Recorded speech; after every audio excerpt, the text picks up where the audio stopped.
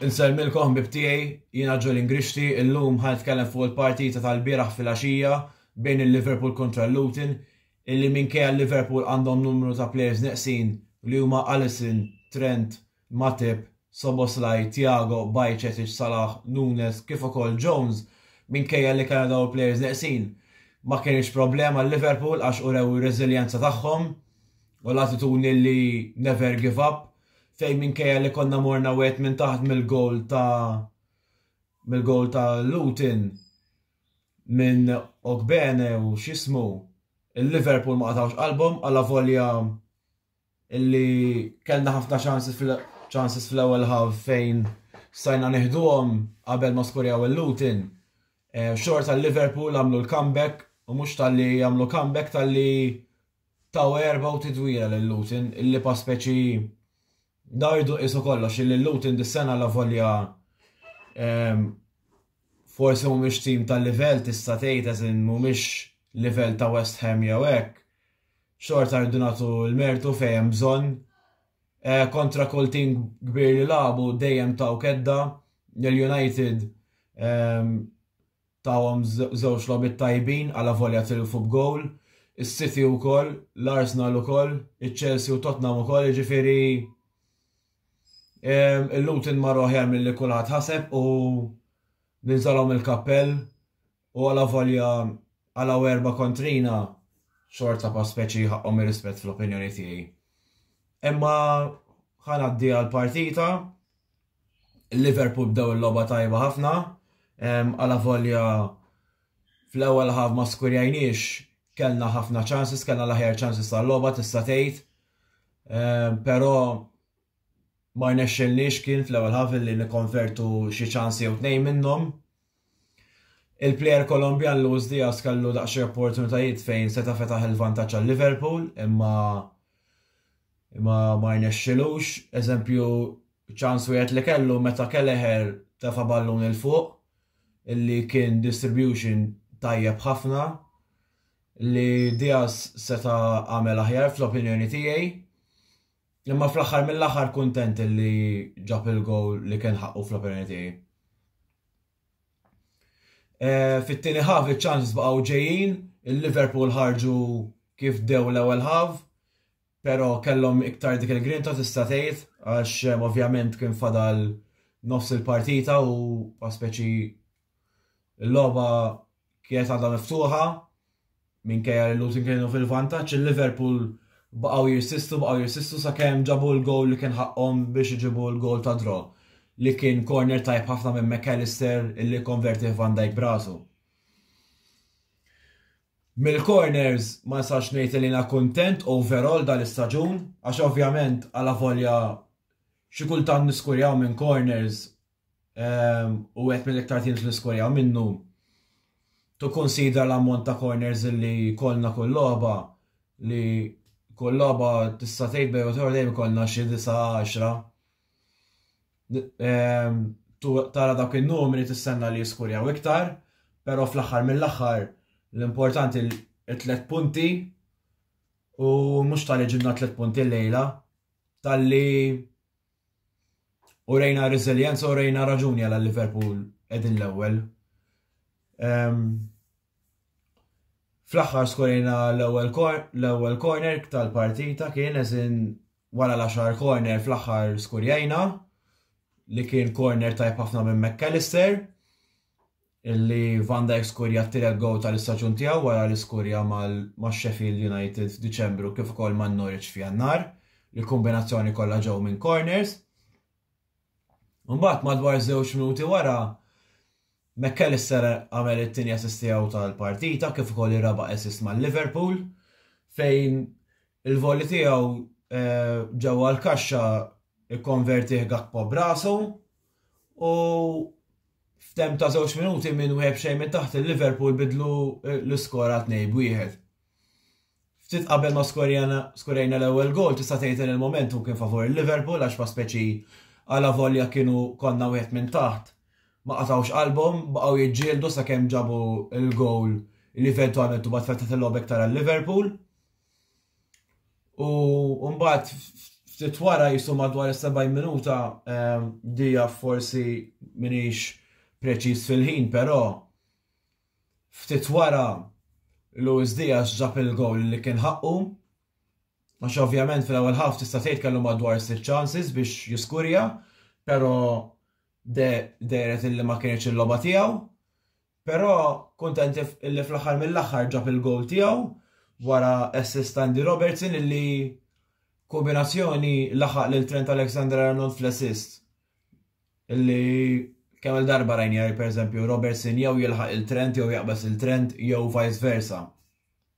Biex turi kemm huma importanti l-fullbacks sana fl-attakk u kemm huma players tajbin fl-attakk. Tu l-aħħar tal-partita rajna debutant fil-Liverpool li huwa żagħżugħ Jayden Dance illi meta rajtu dieħel pa' speċi ura li kapaċi jagħmel impatt għala volja l-logħba kienet intrepħet eżin tista' tgħid. U plejer tajb ħafna mal-akkademja, għandu statistiċi vera tajbin ħafna u nu pjaċir nara li pa' speċi nara daw iż-żgħażagħ bħal pereżempju Dance, Bobby Clark, James McConnell, naraw daw it-tip ta' players li jingħataw l-opportunitajiet. Daħal kien involut fil-gowl fil-raba gowl li għalqet il-partita darba l-dejjem għax ovvjament ma' 3-1 il-lutim dew tellaw daqsxejn attakki imma il-Liverpool id-dilja magħhom tajjeb ħafna. U meta daħal dawn iż-żagħżugħ Dance mal-ewwel għamel jisu impatt għax taraħ pa' speċi jirsisti u Klopp żgur jieħu pjaċir players li jagħtu qalbhom jirsistu u pa' speċi jagħtu l-100%. Kien involut għal-gowl ta' Harvey Elliott illi il-bira fil-għaxija kienet il-partita tiegħu li lab mal-Liverpool u skurja l-gowl biex għalaq il-partita darba l-dejjem. Kifet 6 minuti ilu il-Liverpool għedin l-ewwel fil-Premier League għal raġuni. Għandhom mentalità illi għala volja marruħet minn taħt ma waqgħetx id-dinja baqgħu jirsistu sakemm ħadu dak li ħaqhom. Għandna dawn il-plejers kollha neqsin illi għala volja ċertu timijiet bħal Man United iċ-Chelsea kellhom l-injuries tagħhom u nifhem illi ċertu injuries huma parti mill-logħb. Fl-opinjoni tiegħi mhux biex nipprova nkun bias xejn, però il-Liverpool l-iktar li batew bl-injuries is-sena. Għandna 3 attakkanti barra. Alright, forsi Salah u Nunez jafu jitlu fil-final, imma xorta konna mingħajrhom il-lejla. Għandna l-Szoboszlai barra, Thiago barra, Bajcetic barra, illi alright, Perez u Curtis Jones ukoll, illi alright, mhux se jibdew kollha. Però huma players illi għala volja apparti Szoboszlai nitkellem ma' Szoboszlai ovvjament wieħed mill-iktar players importanti tagħna. Illi għala volja players bħal Bajcetic mhux se jibdew kull logħba. Xorta kull player huwa importanti. Jista' jkun player li jibda spiss. Jista' jkun player jatem biex issott it-toqob. Jista' jkun player li pereżempju jidħol fl-aħħar 5 minuti biex ikalma l-lob. Kull player huwa importanti. U daw il-players Bajcetic Thiago li kieku ma kienux imweġġajn u pa speċi kienu available tul l-istaġun kollu. Klopp żgur kien ħajlabhom regolari, fis-sens li minuti kien ħajtihom. U għalih ukoll ittieħu opportunità biex biex jaqleb daqsxejn il-players ħalli ma jgħajjix player pa' speċi għaxik naħseb waħda mill-problemi ta' Szoboszlai fejn fil-bidu kienet jilab ħafna lob f'daqqa. Ovvjament meta tilab ħafna f'daqqa ħatajja inti. U għalhekk forsi rajna ċertu lobit fej ma kienx il-livell li kien fil-bidu eżempju. Ma insomma, l-importanti li ġibna 3 punti oħra li kull 3 punti huma importanti u dawn it-tip tal-lob jirebħulek il-lig. Għax tiġi kontra timiet li mhumiex b'saħħithom daqshekk bil-forsi tirbaħhom m'għandek skużi. Biex titkellem fuq players individwalment bħala wirjiet, wieħed mill-iktar players li oġobni apparti li overall kienet team performance tajba ħafna. Dan il-player naħseb ħanajja 4 minn nies insemmih, imma ma nistax ma nsemmihx. Joe Gomez. Joe Gomez huwa player li fid-diviża għandek bżonn jilgħab right back, left back jew center back ħajamillek biċċa xogħol. Alright, issa l-oħra meta kien center back ma kienx qed jilgħab fl-ogħla livell. Però trid tqis illi t-tim issa l-oħra kien dysfunctional ħafna. Il-midfield kważi kull logħba kont tilfu l-midfield battle. Anke kontra timijiet bħal Wolves, Brighton, illi alright, mhumiex timijiet żiena, huma timijiet tajbin. Però nistenna li tim bħal Liverpool nirpuhom daw il-logħb. U fil-verità, nkun onesti, bħala skwadra kienet aħjar minnhom, imma xorta konna qlajna tkaxkiriet. Il-punt tiegħi huwa illi vera li Gomez sal-oħra mhuriex wirjiet tajbin ħafna, però mhijiex feri li twaħħal f'player wieħed eżin tirbaħ bħala tim u titlef bħala tim. U biex inħalli fil-qosor nisemmejta tul kważi kull video li kemmilni mal-kamra sportiva. Illi Joe Gomez kull logħba qed juri kemmu player li għandek bżonnu fl-iskwadra. Jilablek right back, center back, left back, jagħtilek qalbu dejjem. Dal-player għadda minn martirju tanġeri tul il-karriera tiegħu. Sfortunatament il-gol tiegħu ma wasalx. Ma meta jasal ħajkun mument vera speċjali. Skużawni.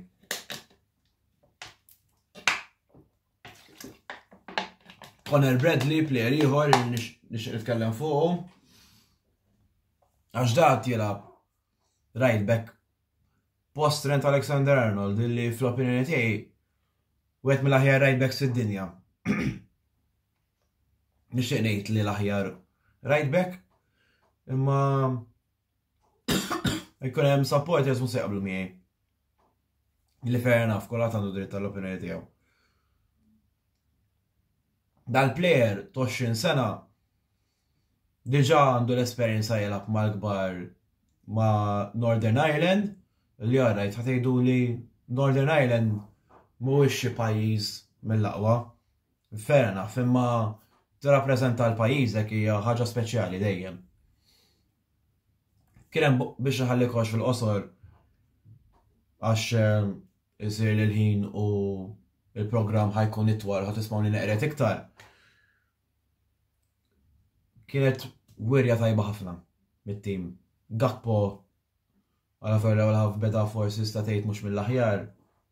Kienet jipprova, jirsisti. Diaz ukoll ma tax qalbu, skurja l-gol li ħaqqu. In-nofs McAllister klassi qed juri kemmu bargain 35 miljun biss. Endo, player li ma stenix ħajkollu impatt kbir fit-tim. Van Dijk, wirja ta' captain kif suppost. Kwanza wkoll kellu momenti tajbin tiegħu. Men insomma ħana hawnhekk fuq il-logħba. Għax nemmen li ħattilkom biżejjed ħin illum.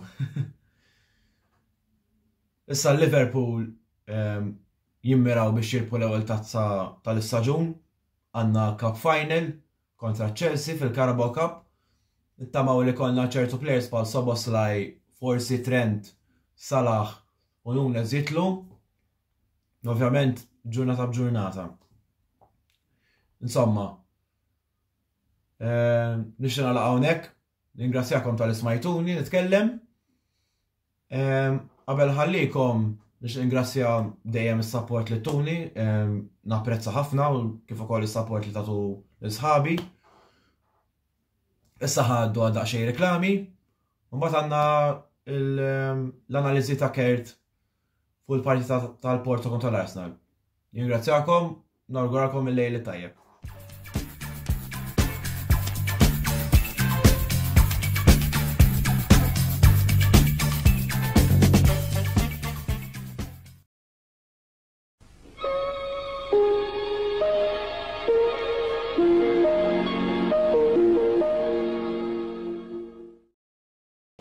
Partitarji ta' Napoli, partitarji tal-Arġentina, dilettanti tal-futbol in ġenerali, issimgħu sew, Game Breaker ser iġib statwa unika ta' Diego Armando Maradona, LP Bede Oro. Din l-istatwa, magħmula mill-ħadid u tad-dimensjonijiet 1:10, ser tkun disponibbli mill-aħħar ta' frar fl-istabbiliment ta' Game Breaker ġewwa Santa Venera għal prezz ta' 185 euro.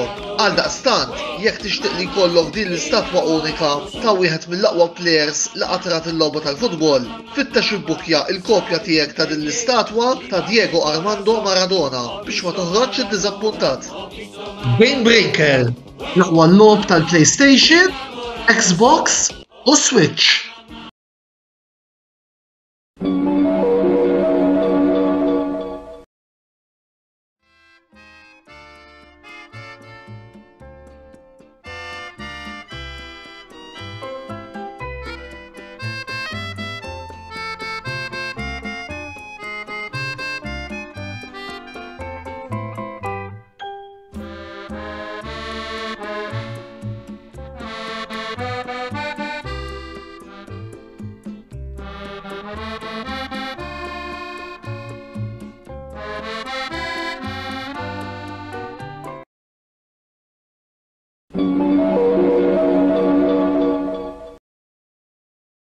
Ivvota l-individwu li tixtiequ jirbaħ l-unur tal-People's Choice Award fl-64 edizzjoni tal-Għażliet Sportivi Nazzjonali.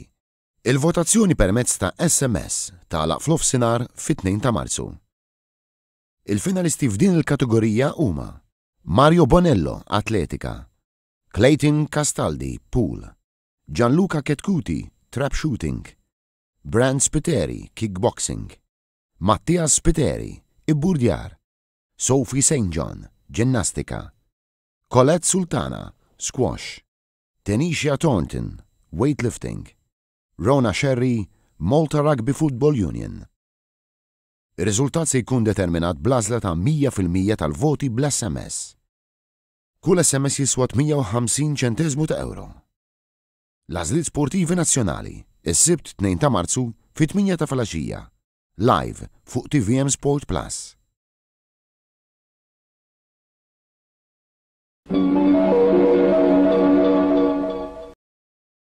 Wasal eluq żmien ommok, missierek, jew xi ħadd minn tal-familja, għandek xi okkażjoni jew xi attività mal-ħbieb u trid issib restorant tajjeb bikel ġenwin u prezzijiet qalbu ta' kulħadd? Post wieħed għandek issib El-Katalan tax-Xajra fejn issib għażla vasta ta' pizza, pasta, grills u għaġin f'atmosfera b'element familjari. Għal bookings ċempel fuq 21-800-997 jew żur is-sit tagħna għal iżjed informazzjoni. El-Katalan, ir-ristorant għalik.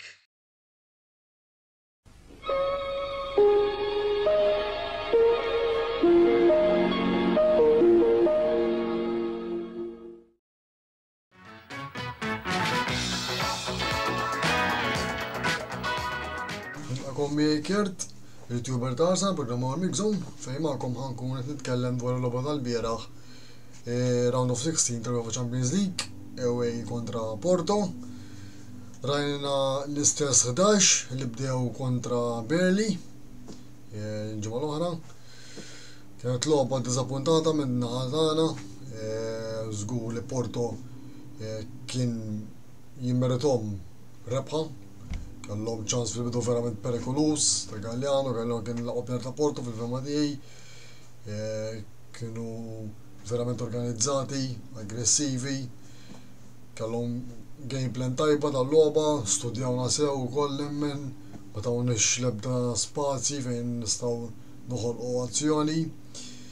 Il-bieraħ bejn nagħmlu futbol kif bejn nagħmlu qabel muna lejn Dubai tista' tgħid, konna naiv naqgħu wkoll, inkollu mmorru mal-linja u Martinelli fuq Saka, konna predictable ħafna, kif ukoll parti minn hekk konna slow, kol tempo, Gabriel u Saliba kienu l-iktar ġiex players li kellhom taċċess fuq il-ballun, ġifieri hemmhekk turi biċ-ċar kien verament konna bla idejat ukoll.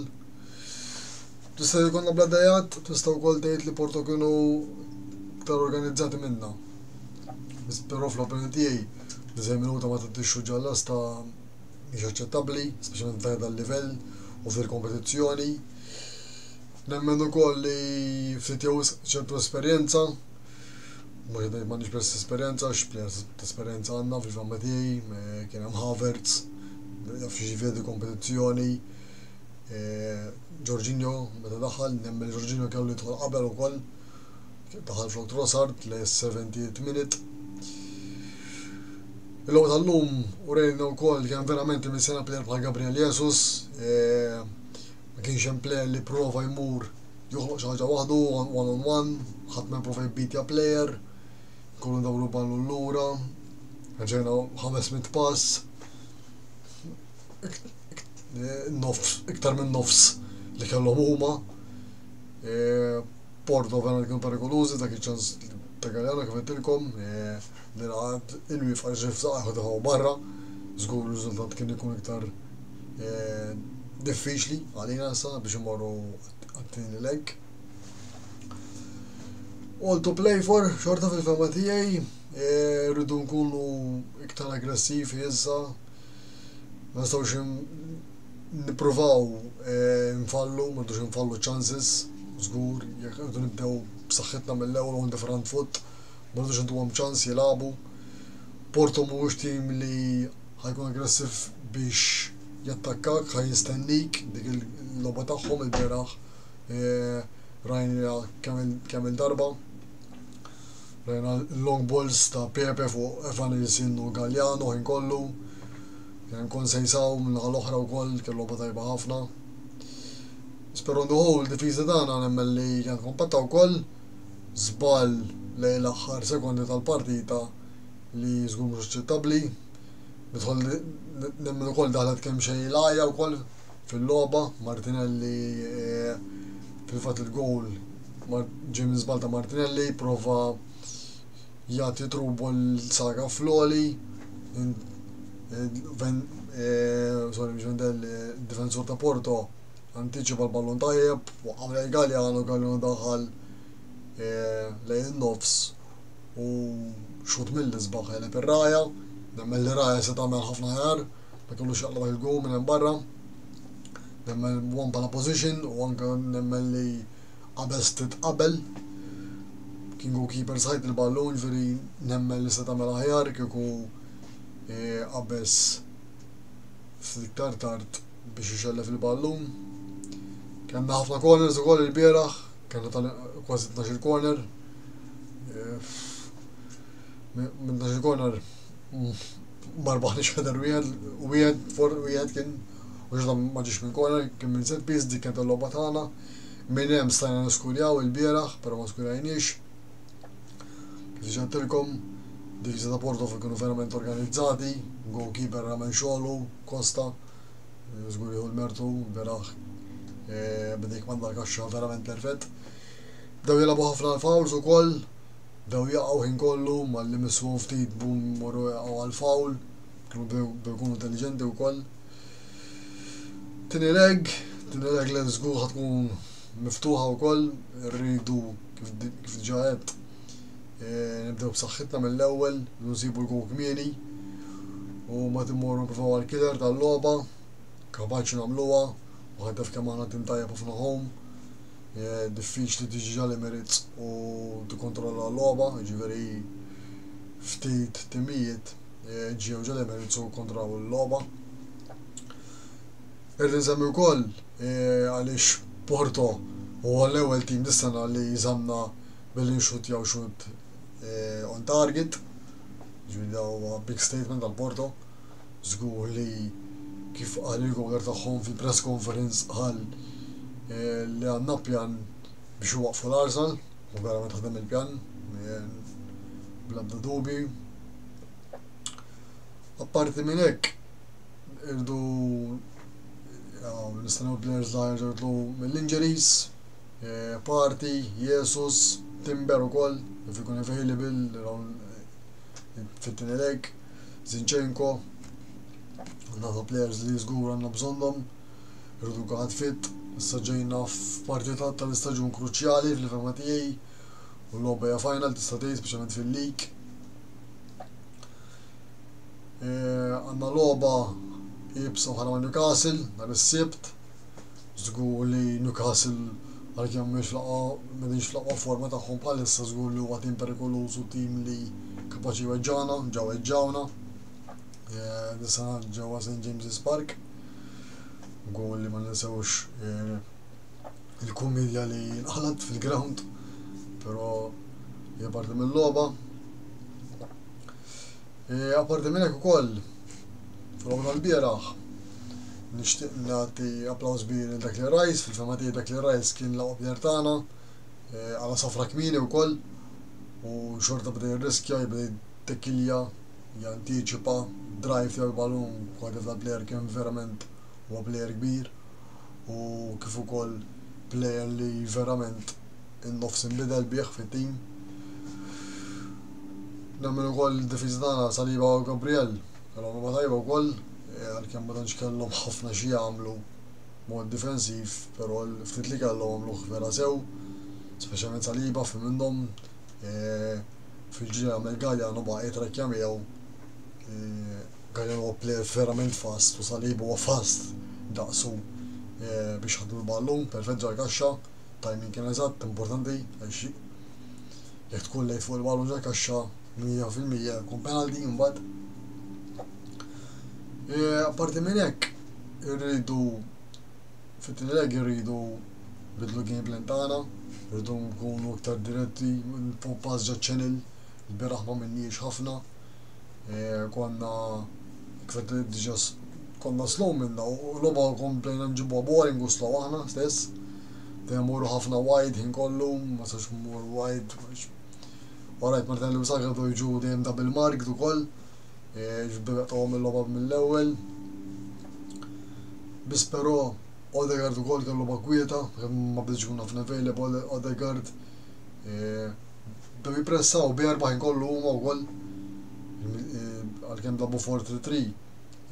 Bdew jippressaw bit-tlieta tan-nofs bl-attakant tista' tgħid bis-center forward propja. U l-wingers bdew jinżlu shape mad-difiża kif diġà tkunu verament organizzati. Tim li vera jurik kemm huwa ddixxiplinat u tim ta' Champions League fil-fema tiegħi u żgur li jistħoqlu jedhem fil-kompetizzjoni u f'dan fażi tal-kompetizzjoni. Għandniex rekord tajb ta' Dragaw di raba darba li tqajna ma għadna qatt ma rbaħnielhom hemmhekk. L-unika riżultat li ħadna pożittiv kien ta' b'xejn.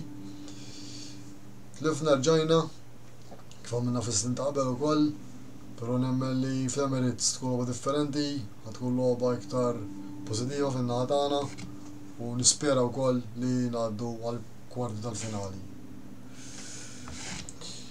Grazzi, semmi kulħadd, nixtieq nirringrazzja l-sponsors tagħna li huma El Catalan, Game Breaker, Spaces u The Barber Room. Nfakkar in-nies fil-YouTube channel tagħna, il-Kamra Sportiva, fej tistgħu ssibu l-video tal-programmi kollha li noħorġu. Ibqgħu magħna x'ma ftit ieħor fid-disajda programm Bottaw Risposta fejn Tonello Abela u Andrew Zarb intervistaw ġurnalist fil-Formula 1 Ben Edwards fit-tema tal-Formula 1 li wasal biex jibda. Grazzi u sami kulħadd.